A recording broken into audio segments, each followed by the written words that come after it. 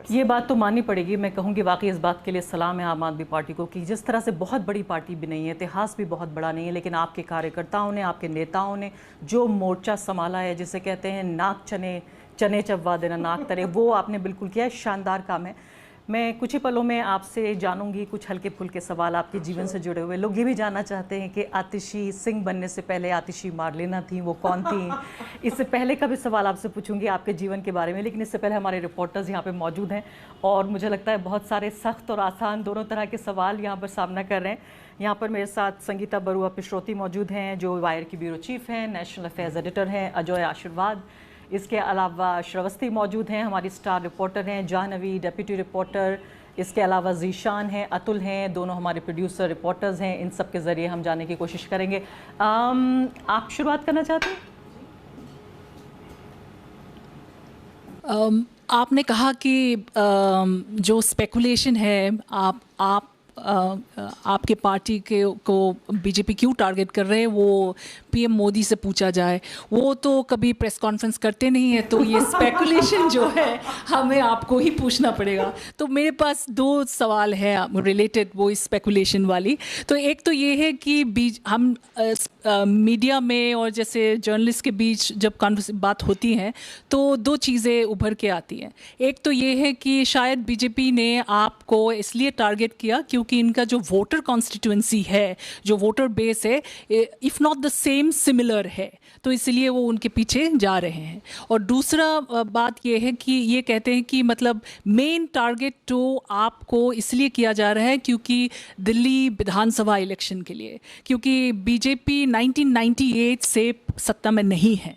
तो ये दो, आप इससे कैसे रिस्पॉन्स करेंगे? आपको लगता है कि ये दो कारण है? देखिए, ये तो डेफिनेटली एक कारण है कि आप मोदी जी की हिस्ट्री देखिए, आप भारतीय जनता पार्टी की हिस्ट्री देखिए। 2014 में प्रधानमंत्री नरेंद्र मोदी जी चुन के आए, मैसिव मेजॉरिटी से चुन के आए। उसके बाद कई विधानसभा चुनावों का सिलसिला शुरू हुआ, स्टेट इलेक्शंस का। तो ऐसा कहा गया था कि जी मोदी जी का अश्वमेध का घोड़ा चला, और वो अश्वमेध का घोड़ा एक के बाद एक, एक के बाद एक, एक के बाद एक हर राज्य जीतता गया, जब तक वो दिल्ली पहुंचे, जहाँ पे केंद्र सरकार बैठती है, जहाँ पे प्रधानमंत्री मोदी जी का घर है, जहाँ पे उनका दफ्तर है। और उनकी नाक के नीचे अरविंद केजरीवाल 70 में से 67 सीट लेके आए। तो मुझे ये लगता है कि शायद भारतीय जनता पार्टी को इसकी अपेक्षा नहीं थी कि आम आदमी पार्टी उनकी नाक के नीचे ऐसा परफॉर्मेंस करेगी। उसके बाद अगले 5 साल तक उन्होंने कोई कसर नहीं छोड़ी दिल्ली सरकार की, दिल्ली की चुनी हुई सरकार के काम रोकने की। एक के बाद एक अनडेमोक्रेटिक, अनकॉन्स्टिट्यूशनल स्टेप्स लिए गए। दिल्ली की सरकार की पावर छीन ली गई, जो 8 साल के लीगल बैटल के बाद सुप्रीम कोर्ट ने सेंट्रल गवर्नमेंट के उन सारे स्टेप्स को गलत बताया। उन्होंने हर कोशिश कर ली कि किसी तरह से चुनी हुई सरकार के काम रुक जाएं, लेकिन फिर भी अरविंद केजरीवाल कोई तरीका निकाल लेते थे। फिर भी वैसे आधी सरकार, उसकी भी आपने आधी पावर छीन ली। एक 25% कैपेसिटी पे चलती हुई सरकार ने गवर्नमेंट स्कूल्स को ट्रांसफॉर्म करके दिखा दिया, हाई क्वालिटी हेल्थ केयर दे के दिखा दिया, 24/7 इलेक्ट्रिसिटी दे दी, बिजली के बिल ज़ीरो कर दिए, बुजुर्गों को फ्री तीर्थ यात्रा करवा दी। तो ये जो आम आदमी पार्टी की और अरविंद केजरीवाल की डिलीवरी थी, डिस्पाइट वेरी डिफिकल्ट सर्कमस्टांसेस, मुझे लगता है ये बहुत बड़ा चैलेंज है। उसके बाद आप 2020 का इलेक्शन देखिए। 2020 के इलेक्शन को भी विशिएट करने का कोई प्रयास नहीं छोड़ा भारतीय जनता पार्टी ने। उस समय पूरा एक हिंदू मुस्लिम का माहौल बना के, एक बिटरनेस का माहौल बना के, विच फाइनली मैं ये मानती हूँ कि जो दिल्ली के दंगे हुए चुनाव के बाद, ये उसी एक जो इतना सारा बारूद फैला दिया था उस चुनाव में भारतीय जनता पार्टी ने, उन्होंने हर संभव कोशिश कर ली। भारतीय जनता पार्टी के बड़े बड़े नेता, मैं कालकाजी विधानसभा से चुनाव लड़ी हूँ, वहाँ से विधायक हूँ। The then sitting defence minister Rajnath Singh, उन्होंने 50 लोगों की मीटिंग आके एड्रेस करी जिसमें वो जहर उगल रहे थे। उनके स्टैचर का व्यक्ति और भारतीय जनता पार्टी के बड़े बड़े नेताओं ने ऐसा किया, फिर भी अरविंद केजरीवाल 62 सीट लेके आ गए। अच्छा, फिर उसके बाद तीसरा इलेक्शन जो दिल्ली एमसीडी का इलेक्शन, उसमें भी आप नोट करिए कि भारतीय जनता पार्टी ने मतलब इस बार ही बहुत इनोवेटिव प्रयास किया, उनको ये समझ में आ गया एमसीडी हारने वाले हैं। तो एमसीडी इलेक्शन अनाउंस होने के एक दिन पहले, इनफैक्ट कुछ घंटे पहले, स्टेट इलेक्शन कमीशन अपनी इलेक्शन अनाउंसमेंट की प्रेस कॉन्फ्रेंस अनाउंस कर चुका था। उससे कुछ घंटे पहले वो एक कानून लेके आ गए तीनों एमसीडीज को यूनिफाई करने का। फिर 6 महीने तक डीलिमिटेशन चला। 6 महीने तक क्या डीलिमिटेशन चला? 272 सीट्स को 250 सीट्स पे लेके आने का। सर क्या चेंज कर दिया आपने यूनिफिकेशन लाके? फिर एमसीडी का चुनाव और गुजरात का चुनाव, जो दोनों चुनाव आम आदमी पार्टी लड़ रही थी, उनको एक ही समय पे रखा गया। अब इन सारे प्रयासों के बावजूद भी वो फिर एमसीडी का चुनाव हार गए आम आदमी पार्टी के हाथों। तो इसलिए दिक्कत क्या है कि इसीलिए वो हम मतलब जो उनको अरविंद केजरीवाल से डर लगता है, जो उनको अरविंद केजरीवाल चैलेंजर दिखता है, कि जो सारे उनके दाव पेच हैं उसके बावजूद वो अरविंद केजरीवाल का मुंह नहीं बंद कर पाते, उन्हें चुनाव नहीं हरा पाते। और मैं दूसरी आपको चीज़ बताऊं, जो पिछले 1 साल में हुआ है, जिसकी वजह से भी उनको आम आदमी पार्टी से डर लगता है, वो जेल की धमकी देते हैं, वो ईडी सीबीआई की धमकी देते हैं। ऑपोजिशन पार्टी से नेता कूद कूद के भारतीय जनता पार्टी में जाते हैं। आप आम आदमी पार्टी को देखिए, 1.5 साल से सत्येंद्र जैन जेल में हैं, 1 साल से मनीष सिसोदिया जेल में हैं, 1.5 साल से ज़्यादा से हमारे कम्युनिकेशंस इंचार्ज विजय नायर जेल में हैं, संजय सिंह 6 महीने की गिरफ्तारी के बाद कल निकल के आए हैं। गिरफ्तारी से निकलने के बाद जैसे ही संजय सिंह बाहर आए, उन्होंने सबसे पहले ये कहा कि हम तब तक जश्न नहीं मनाएंगे जब तक अरविंद केजरीवाल, मनीष सिसोदिया, सत्येंद्र जैन नहीं बाहर आते। तो उनको ये नहीं समझ में आता कि अरविंद केजरीवाल ने ऐसी क्या घुट्टी पिलाई हुई है लोगों को कि इतनी मुश्किल परिस्थिति के बाद भी ऐसी लॉयल्टी अरविंद केजरीवाल को उनकी पार्टी के नेताओं की। आई एम उमर एंड मेरा आपसे 2 सवाल है। एक, इंडिया अलायंस को आप कितना सक्सेसफुल मानते हैं एज ऑफ नाउ? ये कैसे शुरू हुआ और आज की परिस्थिति में आप उसको कैसे असेस करेंगे? क्या वो सक्सेसफुल रहा है और आप क्या आपको लगता है कि डिसइंटीग्रेट हो गया है बिकॉज बहुत सारी पार्टीज़ छोड़ के चली गई है, और खुद आप और कांग्रेस की जो तालमेल की बातें काफ़ी टाइम लगी उसमें कंक्लूजन तक पहुंचने में? और दूसरा सवाल उसी से जुड़ा है, क्या आपको लगता है कि इंडिया अलायंस को एक पीएम फेस कैंडिडेट घोषित कर देना चाहिए था? आपको लगता है कि उससे थोड़ा नैरेटिव में, क्योंकि आप कह रहे हैं कि केजरीवाल जी पीएम बन सकते हैं तो आपको कोई परेशानी, एज अ पार्टी आप चाहते हैं कि वो भी बने, तो अगर उनको घोषित कर दिया होता तो आपको लगता है कि थोड़ा माहौल आज अलग होता, खासकर अलायंस के लिए? बिकॉज अल्टीमेट रियलिटी ये है कि वो पीएम मोदी के फेस के सामने कोई ये दूसरी तरफ है नहीं, और वो भी एक बड़ा फैक्टर है वोटर्स के चॉइस को डिटरमिन करने के लिए। Excellent question. Kejriwal for PM. देखिए, अभी I think on this question of Kejriwal for PM, it is probably a bit early for that. मतलब we are still a small party. yes, we are one of India's fastest growing parties. Within a 10-year span हमारी 2 राज्यों में सरकार है, 2 और राज्यों में हमारे MLAs हैं। मुझे नहीं लगता कि शायद इस देश के इतिहास में इतने छोटे समय में कोई एक पार्टी नेशनल पार्टी बनी होगी। लेकिन अभी ये कहना कि अरविंद केजरीवाल जी पीएम के दावेदार हैं, ये थोड़ा सा एरोगेंट होगा। कि अभी मुझे लगता है कि आम आदमी पार्टी को नेशनली और जगह बनाने की ज़रूरत है, ये कहने के लिए। दूसरी बात, क्या इंडिया अलायंस सक्सेसफुल है? देखिए, ये जो सारी पार्टियां आज इंडिया अलायंस में एक साथ आई हैं, इंक्लूडिंग आम आदमी पार्टी, शायद ही किसी ने सोचा था कि कभी एक साथ आ सकती हैं।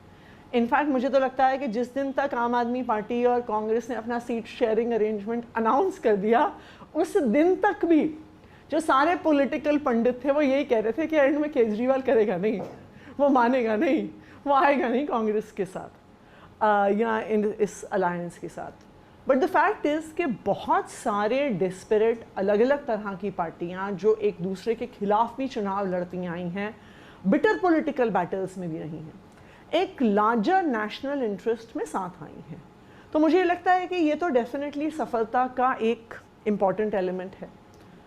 लेकिन मैं ये भी डेफिनेटली कहूँगी कि the process could have been faster. मुझे लगता है कि अगर अलायंस, इंडिया अलायंस ज़्यादा जल्दी डिसीजंस लेता, ये सीट शेयरिंग 5-6 महीने पहले इसका फैसला हो गया होता तो शायद आज इंडिया अलायंस और भी ज़्यादा बेहतर पोजीशन में होता और बीजेपी को और स्ट्रांगली चैलेंज कर पाता। अजय, अब आप धमाकेदार, आपका कौन सा सवाल है? धमाकेदार आतिशी, बस इतना एक सवाल ये है कि जो अभी तक आम आदमी पार्टी की कम्युनिकेशन स्ट्रैटेजी हमेशा से बहुत ही इफेक्टिव रही है, मगर अभी केजरीवाल जी क्योंकि अब जेल में हैं, तो ये जो आने वाले दिन है, जो कैंपेन का सबसे बड़ा मतलब सबसे प्रमुख टाइम है, प्राइम टाइम है, उसमें केजरीवाल जी के एब्सेंस में आम आदमी पार्टी का कम्युनिकेशन स्ट्रैटेजी क्या रहेगा? किन मुद्दों पर वो चुनाव में लड़ेंगे? क्या वो उनके हर चुनाव में वो पब्लिक हेल्थ और एजुकेशन को लेकर रहे हैं, मगर इस बार एक नया चैलेंज आया है, तो इस बार सेंट्रल मैसेजिंग क्या होगी आम आदमी पार्टी की, खास करके जब वो कांग्रेस के साथ चुनाव लड़ रहे हैं? तो इस बार पहले की तरह आप बैगेज फ्री नहीं है इस बार, तो और क्या साथ साथ मैं ये भी जोड़ देना चाहती हूँ कि बिल्कुल। कम्युनिकेशन के अलावा सोशल मीडिया की जो स्ट्रेटजी है, मतलब एक छोटी पार्टी जिस तरह से बीजेपी आईटी सेल का मुकाबला करती है, काफ़ी इम्प्रेसिव है। क्या करेंगे? देखिए, कम्युनिकेशन स्ट्रैटेजी और हमारी कम्युनिकेशन किस चीज़ पे होना चाहिए, ये तो भारतीय जनता पार्टी ने हमें थाली पर रख के दे दिया है अरविंद केजरीवाल जी को गिरफ्तार करके। मुझे लगता है इनफैक्ट कि इलेक्टोरली, मैं दिल्ली के बारे में तो कह सकती हूँ, मैं अभी दिल्ली से बाहर नहीं गई हूँ क्योंकि जहाँ पे भी आम आदमी पार्टी चुनाव लड़ रही है, दिल्ली में तो भारतीय जनता पार्टी को अरविंद केजरीवाल की गिरफ्तारी से चुनावी नुकसान हुआ है और अरविंद केजरीवाल की गिरफ्तारी हमारा सबसे बड़ा चुनावी मुद्दा इस लोकसभा चुनाव में होने वाला है। क्योंकि आज आप देखिए कि अरविंद केजरीवाल की गिरफ्तारी चुनाव की घोषणा के बाद आज बहुत सारे लोगों के मन में, ना सिर्फ दिल्ली में, दिल्ली के बाहर भी बहुत सारे लोगों के मन में बहुत बड़ा सवाल उठा रही है कि ऐसा क्या हो गया कि केजरीवाल को गिरफ्तार करने की जरूरत थी। और आप दिल्ली में खास करके समझिए, दिल्ली के लोग अरविंद केजरीवाल को सिर्फ अपना चीफ मिनिस्टर नहीं मानते हैं, दिल्ली के लोगों का एक दिल का रिश्ता जुड़ा हुआ है अरविंद केजरीवाल से। मैंने तो खुद देखा है, अरविंद केजरीवाल की गिरफ्तारी के बाद महिलाएं आंसुओं से रोई हैं कि जब उन्हें पता चला कि भाई अरविंद केजरीवाल गिरफ्तार हो गए हैं। आपको ये उम्मीद है कि सिंपैथी वोट भी मिलेगा? देखिए, सिंपैथी बिल्कुल मिलेगी क्योंकि सबको दिख रहा है कि गलत हुआ। और जब देखिए, लोग बेवकूफ़ नहीं होते हैं, भारत का वोटर बहुत समझदार है, वो ये भी देख रहे हैं कि रोज़ रोज़ जो नेता भारतीय जनता पार्टी में चले जाते हैं, जो नेता भारतीय जनता पार्टी की वॉशिंग मशीन में धुल जाते हैं, उनके तो सारे आरोप खत्म हो जाते हैं। चाहे प्रफुल्ल पटेल हो गए, चाहे छगन भुजबल हो गए, आज ही कुछ कांग्रेस के नेताओं ने भारतीय जनता पार्टी ज्वाइन करी है। जो भारतीय जनता पार्टी नहीं ज्वाइन करता, उसके पास आपको 1 रुपया नहीं भी मिले तो वो जेल में रहता है। हाँ जी, आपने बात तो उठाई थी शरद रेड्डी की और कैसे उन्होंने भाजपा को पैसे दिए, उनके अरेस्ट के बाद उनकी कंपनी ने पैसे दिए इलेक्टोरल बॉन्ड्स के थ्रू। सॉरी, आवाज़ थोड़ी ख़राब है। लेकिन उसी से एक रिलेटेड मैं क्वेश्चन पूछना चाहती थी आपसे कि जब ये इलेक्टोरल बॉन्ड्स स्कीम आया, काफ़ी लोगों ने प्रश्न उठाए थे कि ये बहुत ओपेक स्कीम है, अब सुप्रीम कोर्ट ने भी कह दिया है ये संविधान के ख़िलाफ़ है। तो मैं जानना चाहती थी कि जो आम आदमी पार्टी है, पहले से बोल रही है, बहुत एंटी करप्शन प्लैंक पे उठी है, तो क्या आपको पहले से लगता था कि ये जो स्कीम है ये करप्शन लाने का एक नया तरीका हो सकता है? और अगर आपने ऐसा सोचा तो क्या कोई डिस्कशन हुआ कि शायद आम आदमी पार्टी बोलेगी कि हम इससे पैसे नहीं लेंगे, जैसे सीपीएम ने किया था, फिर उन्होंने पिटीशन फाइल किया, तो क्या ऐसी कोई बात हुई? हम तो वैसे भी बहुत कम पैसे में ही चुनाव लड़ते हैं, तो हमें ये बहुत बड़ा डिसीजन नहीं होता है हमारे लिए कि हमें चंदा किस फॉर्मेट में लेना है। इनफैक्ट कुछ साल पहले एक हार्वर्ड के प्रोफेसर आए थे दिल्ली, जब हमने उन्हें बताया कि हमने 2013 का दिल्ली का चुनाव 20 करोड़ रुपए में लड़ा, उनको विश्वास ही नहीं हुआ। उनको लगा कि शायद हमने 1 सीट लड़ी हो, 2 सीट लड़ी हो उतना पैसा खर्च करके, लेकिन हमने पूरे दिल्ली का चुनाव 20 करोड़ रुपए में लड़ लिया, 28 सीटें जीत ली, एक माइनॉरिटी गवर्नमेंट बना ली। वो कह रहे थे शायद दुनिया के इतिहास में लीस्ट एक्सपेंसिव इलेक्शन किसी भी पॉलिटिकल पार्टी का रहा होगा। बाकी आप इलेक्टोरल बॉन्ड्स के इशू को देखिए तो मुझे लगता है कि apart from of course it being one of the biggest scams in the history of this country, आज के दिन में जो आपकी एजेंसी मनी लॉन्ड्रिंग को इन्वेस्टिगेट कर रही है, एनफोर्समेंट डायरेक्टोरेट, वो सिर्फ ऑपोजिशन के नेताओं को जेल में डालने में बिजी है। लेकिन जो असली मनी लॉन्ड्रिंग हुई है कि कंपनी जो प्रॉफिट ही नहीं बना रही हैं, वो इलेक्टोरल बॉन्ड्स खरीद कैसे रही हैं, इस पे जांच होनी चाहिए। जो दूसरा चिंता का विषय है, अगर मैं इलेक्टोरल बॉन्ड्स को देखूं, तो जिस तरह हमने देख लिया कि ईडी और सीबीआई इंडिपेंडेंट नहीं रहे हैं, जिस तरह हमने देख लिया कि अब इलेक्शन कमीशन के इंडिपेंडेंस पे सवाल है, इस इलेक्टोरल बॉन्ड्स की इशू ने स्टेट बैंक ऑफ इंडिया की न्यूट्रलिटी और इंडिपेंडेंस पर भी सवाल उठाए हैं। क्यों state bank of India court में खड़ा होकर कह रहा है कि हम इसकी डिटेल्स नहीं दे सकते हैं? क्यों वो इसको डिफेंड कर रहे हैं? So I think electoral bonds is also an indicator of कि किस तरह से इस देश की इंस्टीट्यूशंस पर बीजेपी की सेंट्रल गवर्नमेंट ने कैप्चर किया है और एक के बाद एक हर इंस्टीट्यूशन को डिस्ट्रॉय किया है। मैम मैं आता हूँ आपके, मतलब वैसे तो महाराष्ट्र से आता हूँ, लेकिन अभी दिल्ली में पिछले 2017 से आप ही के कॉन्स्टिट्यूंसी में रहता हूँ, कालका जी में। तो बहुत ही बढ़िया कॉन्स्टिट्यूंसी, बहुत अच्छा काम।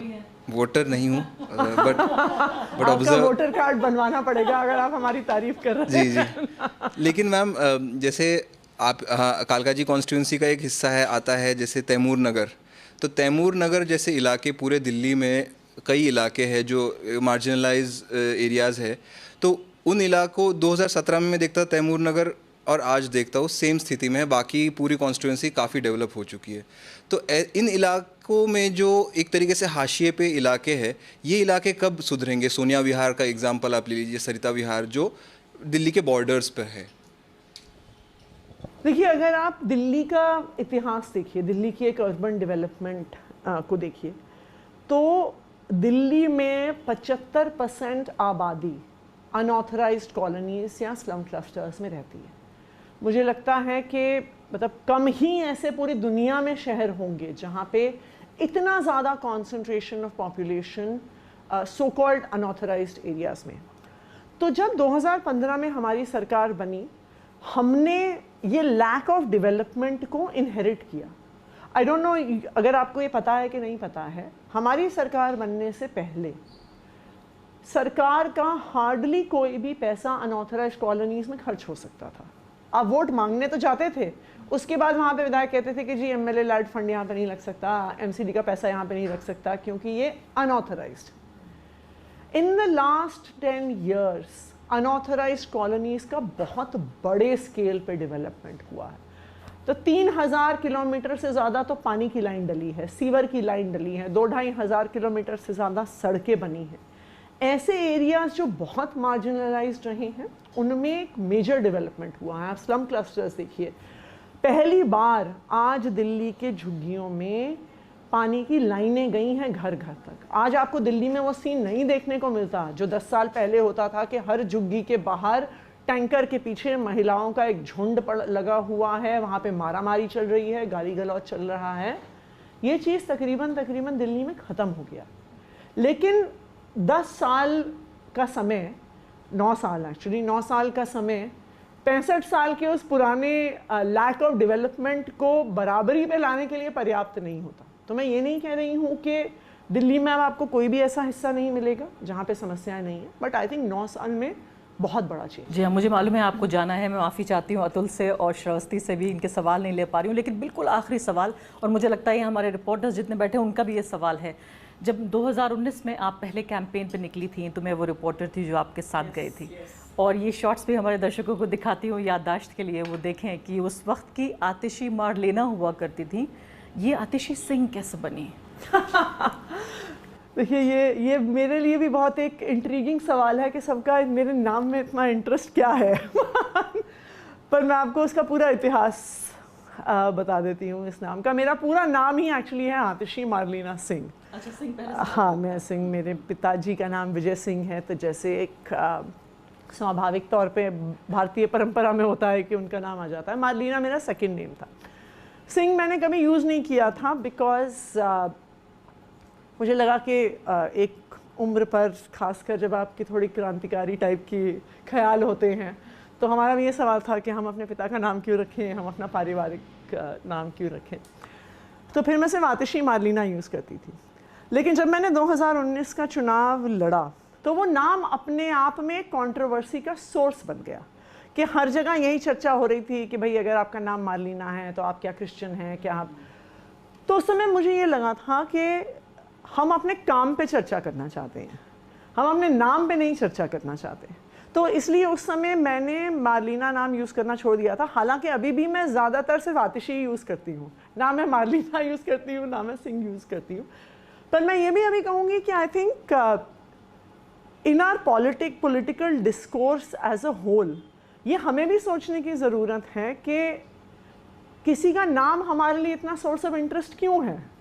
मैं ये वायर से भी सवाल पूछूंगी क्योंकि भारत में 5 साल पहचान पर आधारित पूरी राजनीति है और इसीलिए तो ये हमारे लिए भी सोचने की बात है कि अगर हम एक अलग प्रकार के जर्नलिज्म और एक अलग प्रकार की पॉलिटिक्स के लिए लेकिन पहचान की राजनीति के बारे में सवाल तो पूछे जाएंगे। नहीं, तो इसलिए मैं आपसे काउंटर क्वेश्चन भी कर रही हूँ कि ये आपकी बात बिल्कुल सही है। ये तो मैंने भी देखा फर्स्ट हैंड कि किस तरह से इस देश की पॉलिटिक्स में नाम का बहुत महत्व है। लेकिन मैं अब आपसे एक काउंटर सवाल करूंगी कि द वायर भी अपने आप को एक अलग प्रकार की जर्नलिज्म के लिए अपने आप पे गर्व महसूस करता है। तो अगर हाँ, लेकिन ये मैं आपसे भी सवाल पूछूंगी कि नहीं, ये आपके लिए इतना महत्वपूर्ण सवाल क्यों है? पहचान की राजनीति से जुड़ा सवाल है। बहुत खुशी हुई आपने इस सवाल का जवाब दिया, ईमानदारी से दिया। बहुत सारे लोग ये जानना भी चाहते थे और अलग तरह का चूंकि नाम था और उसके साथ जब वो नाम बदला गया। खैर बहुत बहुत शुक्रिया आप यहाँ आए। आपको अरविंद केजरीवाल जी जेल में हैं, उम्मीद हम ये करते हैं कि डेमोक्रेसी बहाल होगी।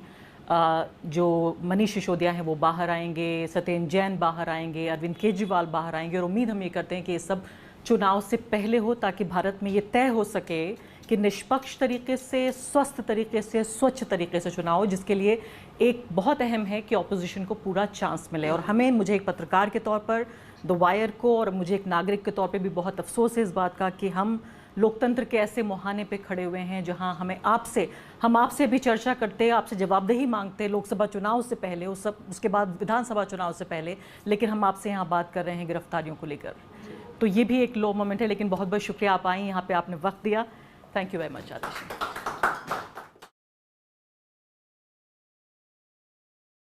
द वायर के और वीडियोस देखने के लिए सब्सक्राइब करें और बेल आइकन पर क्लिक करें। स्वतंत्र पत्रकारिता की आर्थिक मदद करने के लिए डिस्क्रिप्शन में दिए गए लिंक पर जाएं और अपनी राशि चुनें।